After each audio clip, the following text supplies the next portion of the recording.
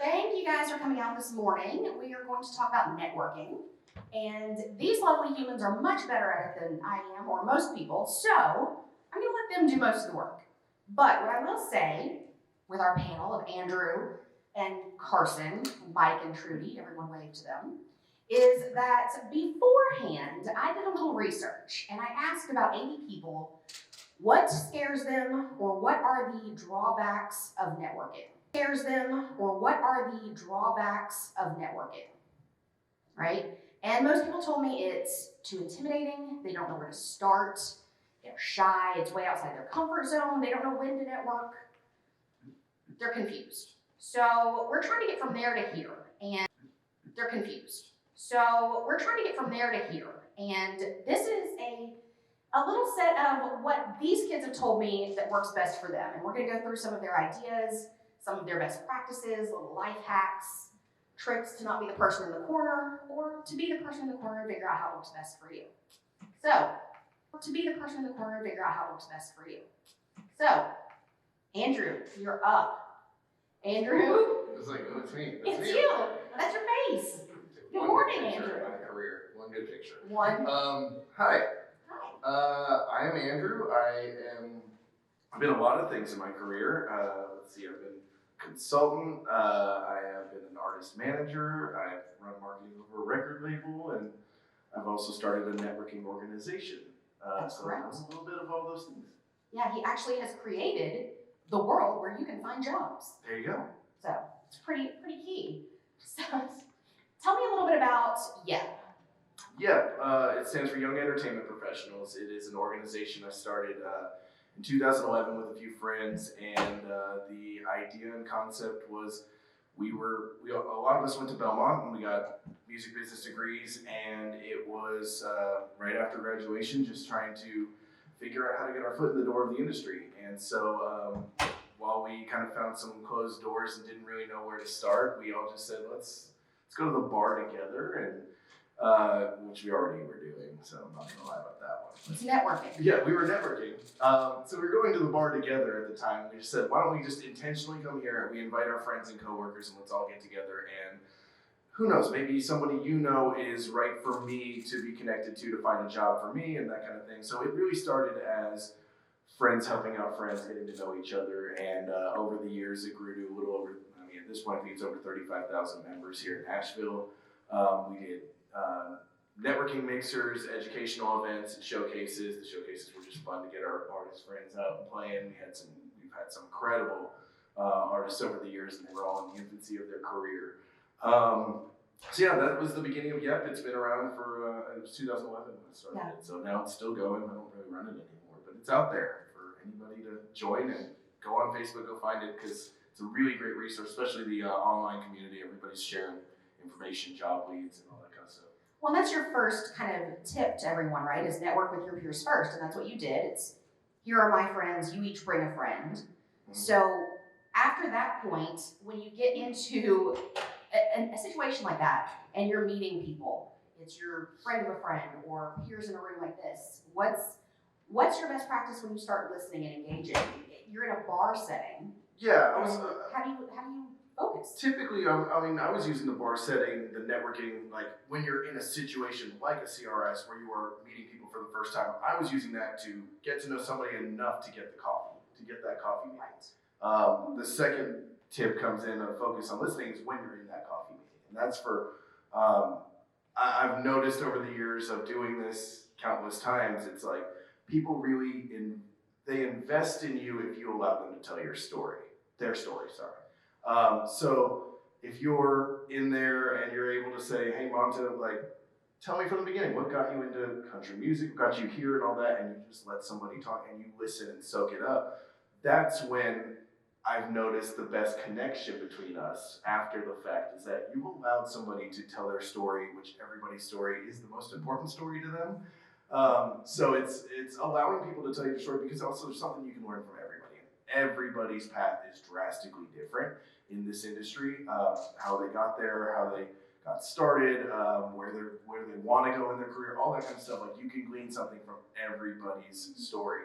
So that is probably the biggest thing for me is when you're in that moment, if you allow people to tell you their story, they're going to invest in you further. Well, that leads into do your research, right? So if you're going to that coffee meeting and you're going to invest your time and theirs, come prepared, right? Know something about them before you get there. Yeah, I think, I go back to thinking about when I first got to town, and I was kind of like a nerd about country music. I loved learning about what artists were on what label, what writers belonged to what publishing company, what management company managed which artists. Sometimes you can learn a lot about a company from just the roster of artists that they have and kind of understand what they stand for and all that stuff. I was taking all that stuff into account, and I would go to an artist showcase here in Nashville at 6 p.m. on a Wednesday and look around the room, and I would see these executives that worked at that publishing company or worked at that record label. And for me, it was about being able to spot that person in the room, and if I had something of value to say to them, it usually came from the research I had done. Hey, Beth Laird, I know you worked with Natalie Hemby for a long time, or you worked with Lori McKenna. Let's talk about this amazing song that you have in your catalog that I love by Lori McKenna. And so, doing my research, and honestly, that's Country Aircheck and musicrow.com and allaccess.com, and learning who's where, especially in the radio community too. I mean, you guys know people move around all the time, knowing where they're at, where they're working, where they have worked before. You're going to have something in common along the way. So doing that research before you end up in the room with somebody is key. And yeah, once you get into that coffee meeting, they're going to invest in you further if you have something of value to bring them and talk to about their world. But be prepared to be uncomfortable. Oh yeah, this shit's weird. Right? Yeah. There's gonna be moments where you're just in the scenario and everybody, but at least you gotta know everybody, especially when you're in a situation where everybody is there to network, everybody's feeling the same thing. And that was one thing that I feel like we did very successfully with YEP was allow everybody to understand that we're all in this together. We're all doing the same thing. You got to take the leap at some point and be sometimes somebody's going to shut you right down and not have time for you or something like that, and you just can't take it that personally. So yeah, I think it was just kind of you got to get comfortable with the idea that it's not always going to be perfect, but if you don't put yourself out there, nobody's going to know what you're about or what you have to bring to the table, that kind of thing, And so I do think that goes into especially being introverted, and I know a lot of people who came out to our events who they were we had to put on an extroverted face to be successful at this, and I've seen that happen a lot. Well, and so many people in radio even are extroverted introverts. We all talk on a microphone to ourselves, right? We're not talking to someone else in the room for the most part, so it's okay to know that other people are uncomfortable. Mm-hmm. We're all uncomfortable up here right now. Congratulations. Yeah, this isn't what we do. It's weird. Well, not what I do. Right? But once you have those networks and you've got people and you know people and you have the webs of connection, how do you keep people informed? How do you stay in the loop with people? Yeah, I think you just have to understand that everybody's busy and everybody's own world is the most important thing going on in their life. And so if you are out there seeking employment or seeking just advice or things like that, you're not top of mind most of the time. So I think you have to realize that when you're in the moment and you're in that meeting, that you're as direct about what you're looking for and about what you're trying to do and making that connection with them, but also know, maybe 4 or 5 weeks later, you're not at the top of their mind. So it's let me know if, people say all the time, let me know if you hear of any jobs that I can help out with or something like that. Actually informing your network of what you're up to, what you're seeing out there. They may know somebody who can help you out anywhere along the way. So the idea is just making sure that you constantly let your network know. I mean, I've had an experience where I said, hey, I saw this job or this company just launched, and the head of the company, does anybody know them? And I sent it to a handful of mentors of mine, and they all came back. It was John Grady, who was the former head of Sony, and he had launched Crush Music management company. And I had an old teacher who got back to me and said, hey, I think it would actually be best if you just cold emailed him, because he's the kind of guy that'll respond to that. It'll feel more personal if you just go direct to him, tell him what you do, and see if you can get the coffee. And it was the best advice I could have gotten. I ended up working for the guy for many years. So, yeah, keeping the network informed is important about what you're looking for and what you're up to and kind of how your progress is throughout your career. Yeah, and we'll have some more tips on follow-up that's a big one people were asking about. You know, once you've had a coffee or met someone or exchanged business cards, then what? So, Miss Trudy, hi. Hi. Everyone who you are, what you do. Yeah, I am Trudy Daniel. I am the Director of Southeast Promotion at EMI Nashville. I've been there in April will be 12 years, which is crazy, since we reopened EMI, so I'm very excited about that. Pretty much been doing radio promotion since I got out of college, so worked my way up from an intern at a label and now doing my dream job, doing the one I wanted. Yeah, and most of that is about relationships, Yes. right? Yes. So, one thing that you do and have always done is to make notes on conversations. I know that's important to you. What do you do? What is the practice when you're meeting a new radio person or meeting someone who's just coming into your region? How do you kind of create those notes? What do you do after that coffee meeting or that dinner? I try my best to remember something that we spoke about, something maybe that they might be passionate about. If they tell me there's a certain artist, it doesn't have to be mine. If they tell me there's a certain artist that they love, or if they tell me, oh, my kid's got a big baseball tournament this weekend, and we're going to be gone for that. I mean, just making, and these days with your phone, back when we started, you would just kind of make notes in a little notebook or whatever, but now, or I'm making on my tracking sheets, but now it's easy to put on your phone. Just got engaged, has a baby coming. You can do all of that on your phone. So. And you keep that in the contacts within your phone, or do you have a separate note section? It depends. If it's something that's just like, oh, okay, baseball game coming up, then probably not. But if they tell me their wife's name's Jennifer, then I'm gonna put a note. Right. Wife Jennifer, or loves this. Anything that's because you kind of want to talk about the personal things as well as the professional things, because at the end of the day, everybody just wants to feel like people want to know them. Yeah, and then after you have that meeting, you are a believer in follow-up notes. Yes, I definitely am, especially when these days it's so much easier. You can follow up with an email, you can follow up with a DM on socials. I'm older, so back in the day, you wrote a note.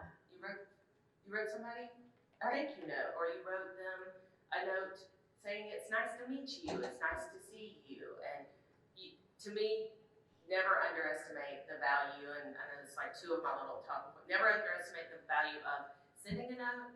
Also, never underestimate the value of sending a thank you note, even if you interview with someone and you don't get the job.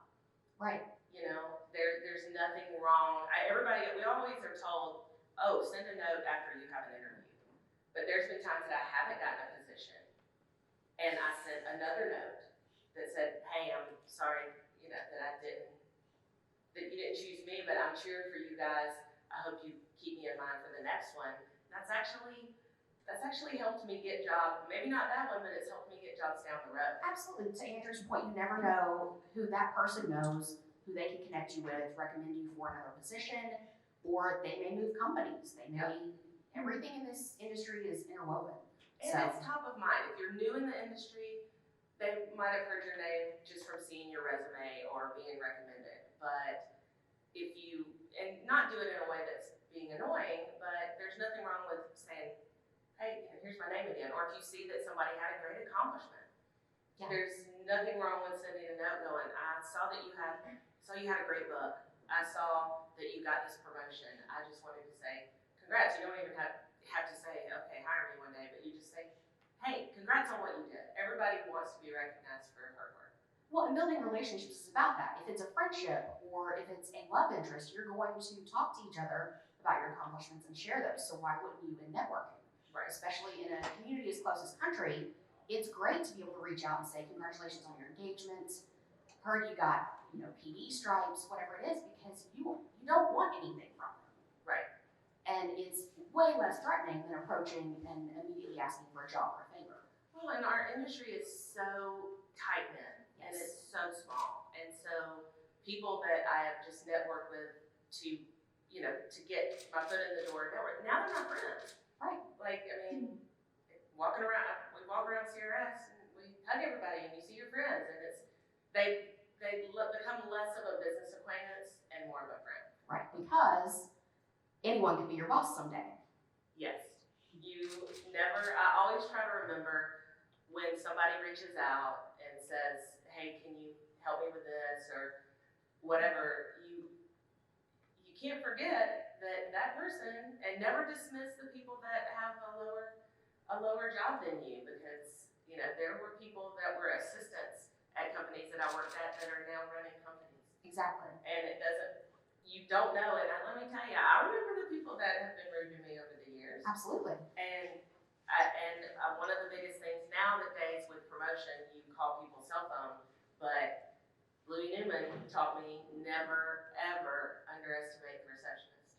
Yes. That person can help you they can get you in when nobody else can. And I was a receptionist once, and I remember the people that took time to ask me how my day was. Yeah. And people remember that. Yeah. And in this industry, like you said, it's close, it's tight-knit. You don't know who's moving where and in what trajectory. So networking up is important because it could lead to your next career, but so is networking down. Like you said, interns, people in the mailroom, those people are going to be running our industry in 5 years. Yeah. Know their names. Make sure they know yours. Because we like to help others. Absolutely. I mean, at the end of the day, to me, it makes you feel good to help somebody. It makes you feel good if somebody says, hey, have you heard of any job? And then I can call somebody and go, hey, I don't know if you're interested in this, but this job's open. And it's warm fuzzy to me. It makes you feel good to help others. And when you help others down the road, it comes back to you. I'm a really big proponent of that. Absolutely. I would agree. And I think, it's a testament to the fact that you've been in your career, in your region, for as long as you have these relationships because she has done these things. She doesn't dismiss anyone, ever. And that's why people love you. I'm running through the hallways hugging you. Oh, I like a hug. Sorry. You want a hug later? If you want a hug later, I'll be over. She is accepting hugs immediately following this meeting. I'll gladly accept hugs over here. I love a hug. Carson. Hi. I'm not going to say your full name because everyone just knows you as It's a Carson. But mouthful. she does have an actual legal name on the screen if anyone needs it. Yeah. Carson, hi. Hello. Would you like to tell everyone who you are and what you do? Okay, I'm Carson, and I'm the director of programming for Silverfish Media, which has shows, and we're Big D and Bubba. I'm on with them. I have my own midday show, Country with Carson. We also have Honky Tonkin' with Tracy Lawrence, and most recently, Y'all Access with Kelly Sutton. Yes. And you are an incredible director of programming on Air Talent. Thanks. Yeah. She's also my human friend. So Yeah, so it's like fine. super. It's fine. But you were recently the new kid in town again. Yeah, it's a weird thing that I moved to Nashville when I was 23 years old, but I was in rock radio. So I had taken a position that was totally out of Nashville, and then got this call from the guy that's now my boss who says, I've heard things about you. Would you like to talk to us about this opportunity? And here I am back in Nashville. And this was 6 years ago, but there are still times where I feel new because having been in a different format and in even a different area, I remember coming to CRS in 2016, and I had been back in town for maybe 6 weeks. And everybody's running around like, oh my God, hi! And I don't know these people.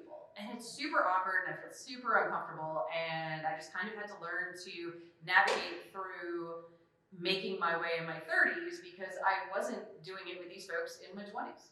Right. And that leads to, some interesting forms of research and some interesting forms of connection. You've always used social media to your advantage. How do you use social media to connect, to build relationships, to research people? And being someone in radio specifically, if I would go on Instagram and I looked for radio jocks and I looked for record labels, and then it gives you the people you might want to follow, and you look at their bio, and if they say they're with a label, they're with a management company, then give them a follow and see what they're up to and see what they're doing. And social media is such a safe way to network because they can post something that happened in their life. It may not be work related.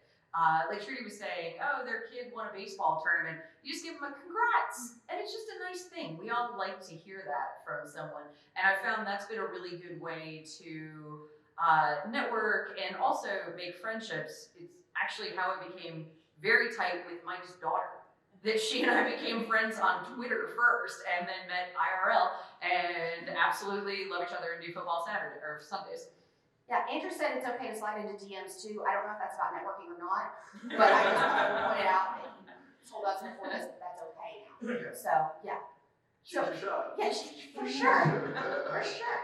I mean, there are all kinds of groups, not just Yap, but there's radio peeps and country radio peeps, and there's the good and the bad of social networking. You have to remember that you're still a brand and you want to adhere to that. But there are a lot of ways that you can start just by opening your mouth. The best piece of advice I ever got was in one of my iterations working at a festival. And the girl I was partnered with said, yeah, I just always thought, open your mouth. You never know who will talk back. The most brilliant, simple thing that I've ever heard. And I felt like it should be embroidered on a pillow. And it kind of gave me that confidence of, yeah, I'm gonna go, you could just talk to somebody. If they don't talk back, it's gonna sting for about 15 minutes. You're gonna rerun it in your head. But at the end of the day, it's still work. And work doesn't matter as much as other things in your life. So it's a lot easier to get over than somebody that broke your heart or called your kid a name. So open your mouth when it comes to work stuff, because even if it doesn't go as well as you want it to, you get over it quick. And if it doesn't, you just find other lone wolves and form your own pack. Not that Carson and I have done that, but if we did do that, we would recommend it. Absolutely.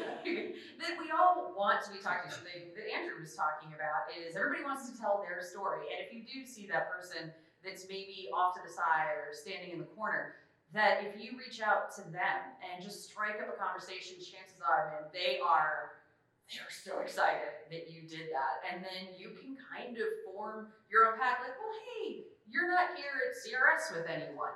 Come with us. We're going to this panel next if you want to join, or we'll see you at Bar Lines at 5. We'll be there. Come find us. Yeah, and that works not just at CRS, but in the social media world as well. If you see someone who's not as engaged, reach out, slide into a DM. Mm-hmm. It's okay to connect over the fact that we're introverts, because most of us are, and we're all just kind of trying to figure it out. So form a pack, help each other hold hands. And in case you didn't want to be too quiet about it, you could go a different route. That if you are in person, I always, I go back to How I Met Your Mother with Barney Stinson. And then he'll pull the Have You Met Ted? And it's so much easier to, maybe if you are with a friend, to introduce them, that you kind of feel like you took on this almost out-of-body role. And it's just a way for you to approach people and also let them introduce themselves back. And it's a great way if you forgot somebody's name who you've actually seen, because I'm the queen of that, so I apologize if I don't know your name. And it's a way to, again, not necessarily put yourself out there, because now you've made it a tag team. Yes, so don't hesitate to lean on the local pack you created. It works. And that leads us to Mike McVeigh. Hi, Mike. This is like your 70th panel today, so. Yeah, it's only 9-something. Yeah. Thank you for being with us. Thank you. Yeah. Thank you. So you want to tell everyone, in case you've missed any of Mike's panels previously, Yeah. who you are, what you do. Yeah, President of McVeigh Media, been around forever. I'm sure you've seen my face somewhere. I'm a PR whore, which is part of the whole thing. Be everywhere, be seen everywhere. And so I think that ties back to networking. McVeigh Media started a long time ago. I did 28 years before I joined Cumulus for 9 years. Cumulus was the one. And now back in McVeigh Media for, it'll be 3 years this July 1. We consult radio, syndicated network shows, coach talent, digital podcasting, part of the team for Benstown. I have a number of different projects that I work on. Some of them are coloring outside the lines, which are the ones that excite me the most. Because by this point in my career, doing this stuff's kind of second nature. But at your point, I mean, even I get nervous still when I'm going to do a panel or something. Yeah, and in the positions you've been in, there are times when people are intimidated to approach you. Yep. And I promise you, Mike is the least intimidating person on the planet. But if you're in a room, if you're at CRS, if you're somewhere where there are executives, how can you approach an executive who maybe you're intimidated by? And as an executive, how do you feel best to be approached? Well, I mean, it's a great question, because when I was starting out, back to what Trudy said, we handed out business cards. And Adam Wilbur's here, he and I go back to when my hair was black and he had hair. And in those days, we handed out business cards. I would write handwritten notes to everybody I met and mail them in snail mail. There's a certain part of it being fearless. I mean, the first thing is, we've all been where you are. I wasn't born this way. It took years to get here, and so we've been where you are. And there's a couple people in the room that I think you have to be fearless. I mean, Elena Smith is one, Nights with Elena, and I don't know, she'll know how many years ago it was now, because for me it's a blur. But while I was still at Cumulus, we were in a worldwide radio summit, and someone brought her over and introduced her to me, and it was pleasant. I said, send me audio, and she did, but then she followed up and stayed in touch, and now she's a superstar. And Dana Schaefer is another one who is here, who's working at ABC, and I'm going to say it was the last conference we were all at right before the pandemic hit in early March 2020, and it was a News Talk conference in Cincinnati. And for those of you who've never been to a News Talk conference, it's not like this. Really? It's not That's like this. surprising. No, it's a lot of old guys who drink caramel-colored liquid in tumblers at lunch. Yeah, it is Sounds fun. like this. I'm very confused. It is fun, but Dana was the only, I think it might have been one of two women in the room, and she was nervy enough to walk over and introduce herself to me. And I think I went, who are you and why are you here?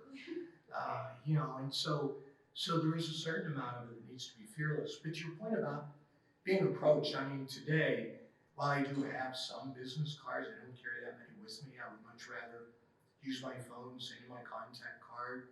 Then I say, hit me back. Then I've got you in mind, and you've got me. And let's face it, business cards, even back when they were the thing, had a rubber band around them and went in a desk drawer.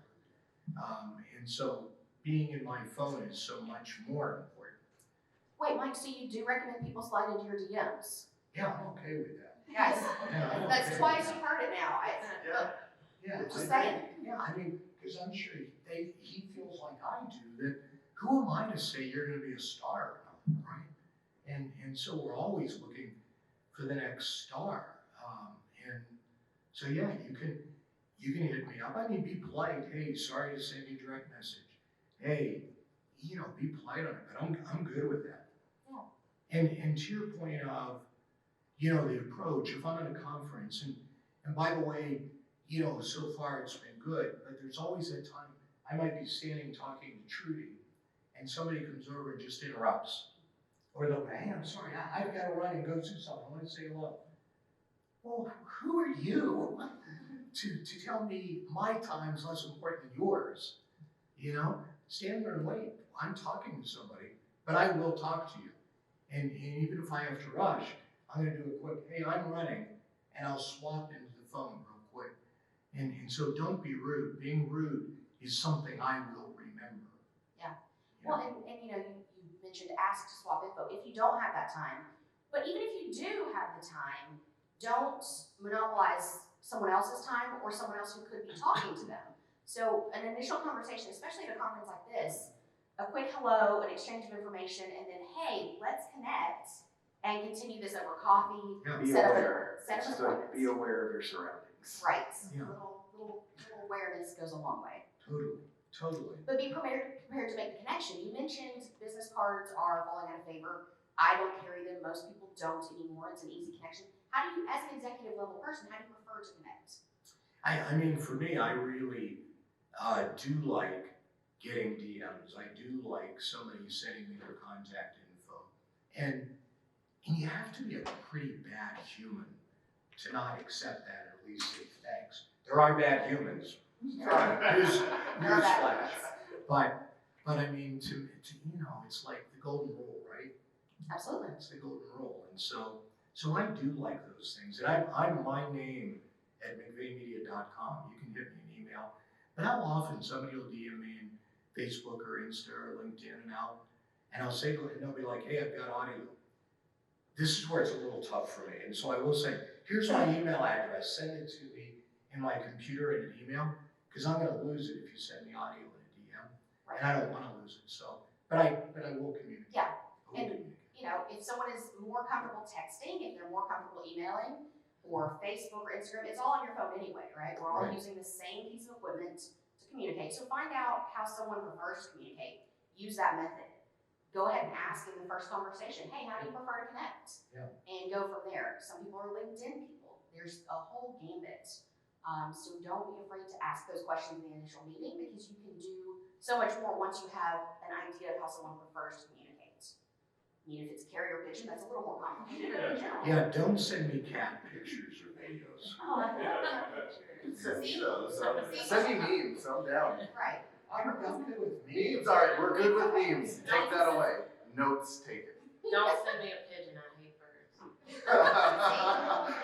And If now you you're. don't know those things, Fun you should fact. ask, make it Fun on your fact. phones, guys. Yeah, that's in your Judy phone hates now. birds. Judy hates birds. Fun fact. Fun facts.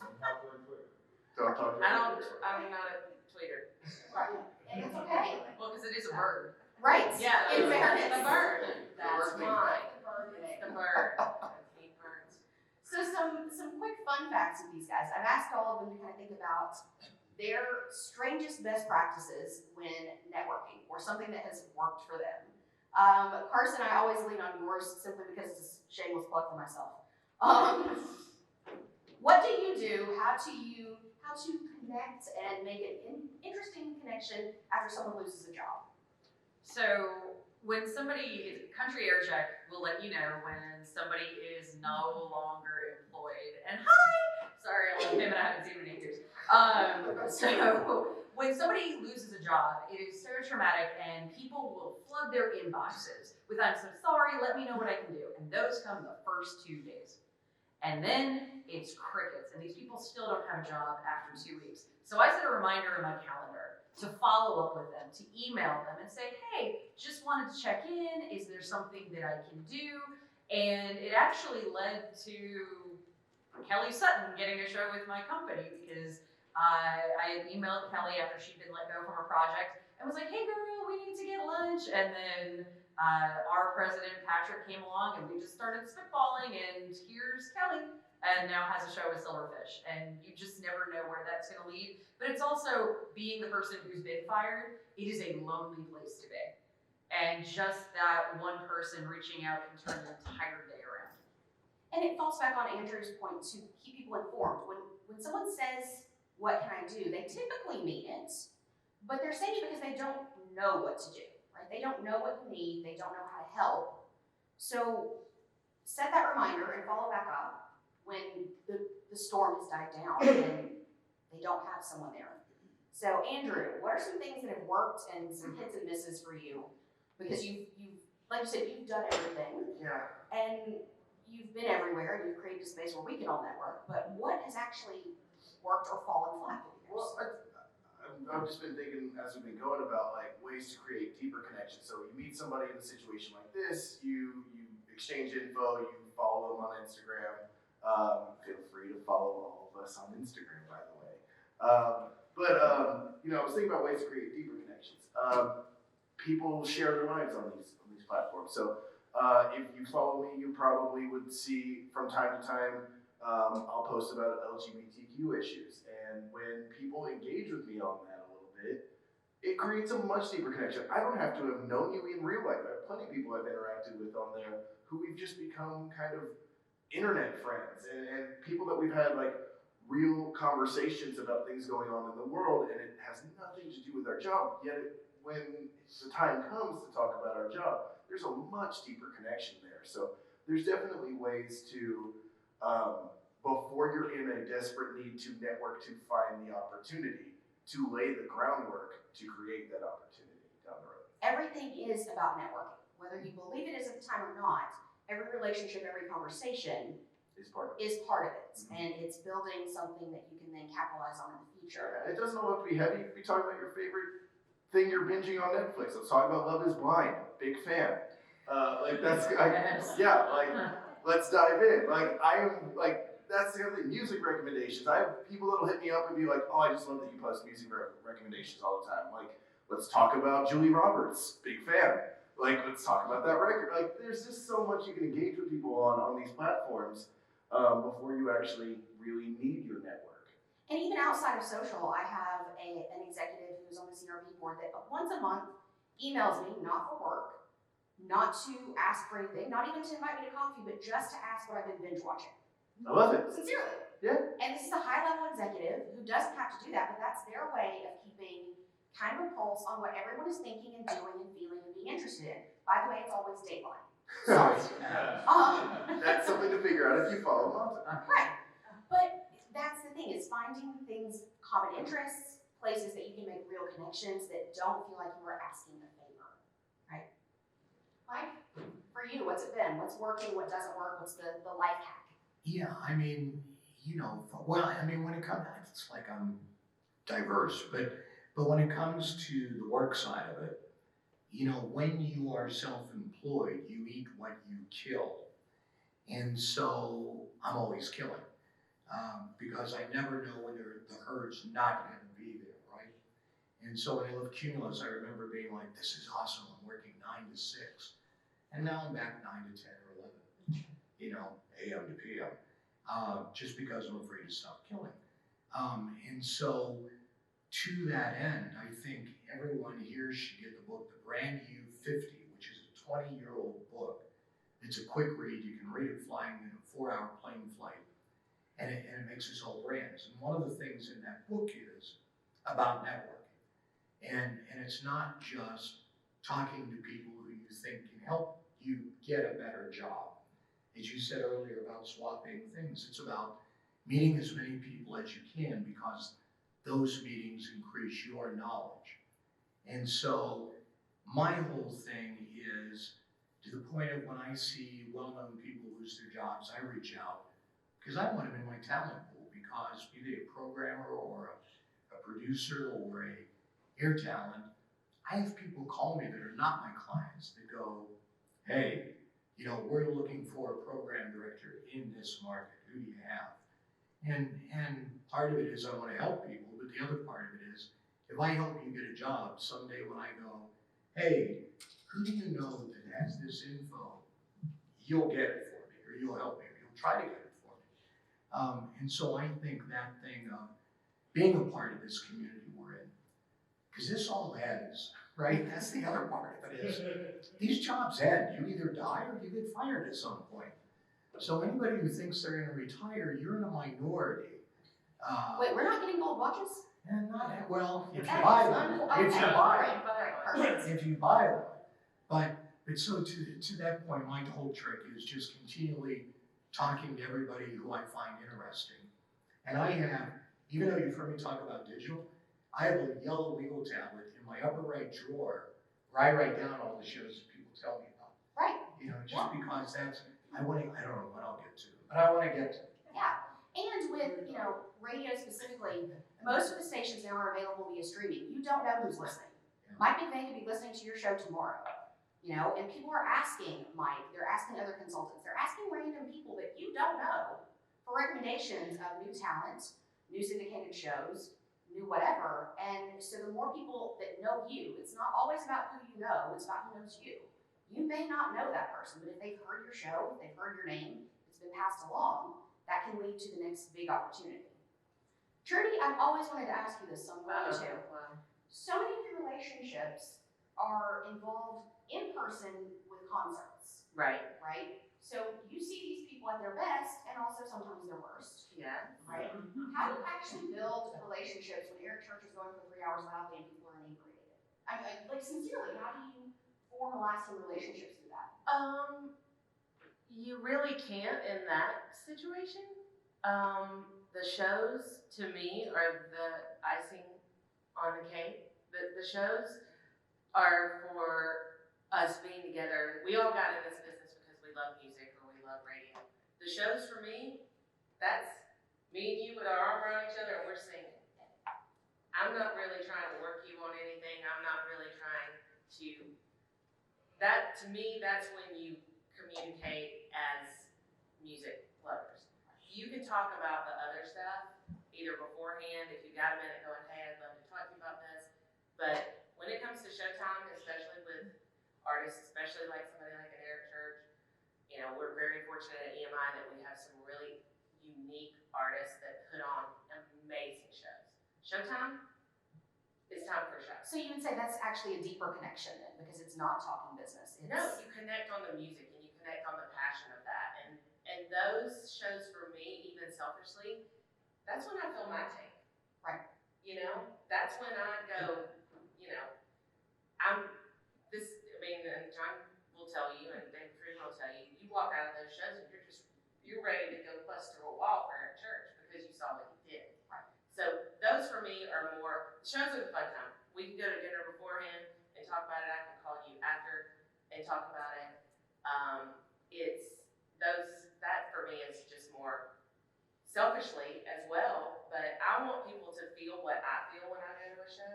And if you're at a show and somebody the whole time and you're trying to listen, it's like, hey, you wanna add? Now, after a song that's a single and somebody might not be playing it as much as they need to, I'll be like, look at that, that's what you need to do. There you go. But She's never not working, guys. don't think I'm not gonna give you a little nudge, but still, you know, you were talking about things that have worked for us. I've unfortunately been in a position where I've been at companies where they have downsized. Right. Or closed. I worked at Carolwood Records, and that was a division of Disney, and they shut down our label. And when that happened, I mean, you're mad, you're sad, and that's, anytime it's happened, and unfortunately it's happened a couple of times with different labels, but I've always tried not to take a bitter attitude about it. A couple of days later, I've always reached out to the head of the label and said, can I come in and just talk to you and say thank you for giving me this opportunity. If you have anything down the road, I mean, your attitude when something bad happens, to me, is so much, it speaks volumes for yourself. And I actually even had somebody that said, you know, you came to eat with us after we fired you. Yeah. And, you know, I made a joke about it, I don't have any money. I mean, if you're gonna buy my dinner, then yeah, I'm gonna come. But how you handle adversity, it says so much for you. Also, with social media, we're all on there. We're all watching the award shows. Somebody's gonna bomb and do something bad. Don't put that out there. I mean, we all have our opinion, but you never realize who's looking at your feed. And so if you see something you maybe don't like, you know, maybe it's like, okay, the sound wasn't great, okay, whatever. But The sound's never great, so we no, can all it's just never agree. great. That's true. It's fine. But you know, never dog another artist. Never dog another peer. They could be the ones with a job when you get fired. Well, yeah, and you also don't want to be seen as the person that tries to take people down. Exactly. You know, even with these days, we love as a society to build these people up, and we're gonna build them up. And then when something bad happens, you love to jump on that bandwagon and tear them down. And just remember that if you put something negative out there, somebody can look at that and be like, that person's negative. I don't know that I want to hire them down the road. I don't know that I want to be a friend with somebody like that. Look, we're all catty, I'm catty. Hey, It's fine. you know, I just don't, I mean, you might be like, ooh, that one. That's why Carson and I have text threads. We'll see. Right, you know, There's nothing wrong. Take it offline. You can text the people that You trust. you trust, Yeah. but don't. Yeah, let me just say, I've been on text threads where I've said double delete, because I don't even trust text threads. Yeah, but Yeah. just watch what you put on social Yes. because it can and look, music is subjective and we might hate the song and there's plenty of them that I don't love, but I'm not going to put that out there Right. for the world to see because you never know when you might end up working with that artist or trying to get a job with that company. I think we'd all be better off if we spent more time talking about the things we love. We love and support. Rather than talking about the things we don't. Yeah, and it goes back to kindness and helping others. It's not rocket It's surgery. more fun too. It's It- kind of more fun to it talk is. about things we all in common love. You know, it's just a much better energy to have. Andrew is hosting a Julie fan club meeting. Yeah, we could do that. If she's here, if anybody knows her, I'd like to be friends. Let's make one And of someone may, he's networking right Let's now. make some records. Let's do this.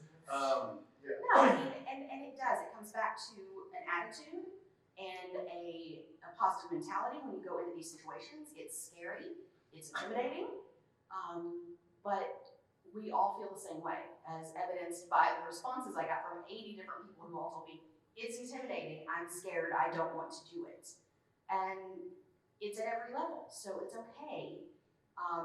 If anyone has questions, we will gladly take questions for all these lovely people. Except will you back my song, because no, right? I don't see any of my guys in here, so I think. I'm happy to say I'll add anything. Right. I'm just happy to be I here. love it. The emphasis is on the word say. Well. But no, I mean, it is, it's getting to know people with a genuine attitude and helping so that someday you can be helped. And if that means making notes about someone's favorite cookie or coffee order so that you can have it ready when they get to the meeting, whatever it takes to build that genuine relationship and be sincere about it. I mean, and it is scary, but you know what? And it's very competitive. Guess what? If you're not going to do it, I say this to my artists sometimes, if you're not going to do it, somebody else will. So might as well swing. Adam? Yeah, I have a question. So, like many of you, I'm sure you're very active on the social media platforms.